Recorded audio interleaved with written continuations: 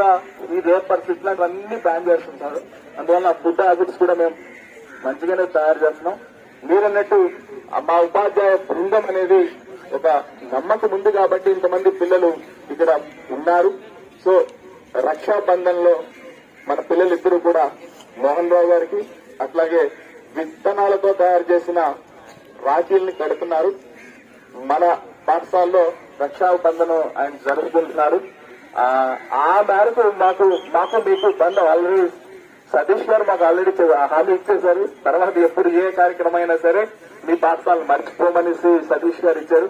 అట్లాగే చిరకాలం మీతో మా పాఠశాలకు అనుబంధం పెరగాలని, అందుకే చాలా మంచి రోజు అని మేము అనుకున్నాం ఈ రోజు. సో 101 సార్ తారీఖు రక్షాబంధన్ గారు.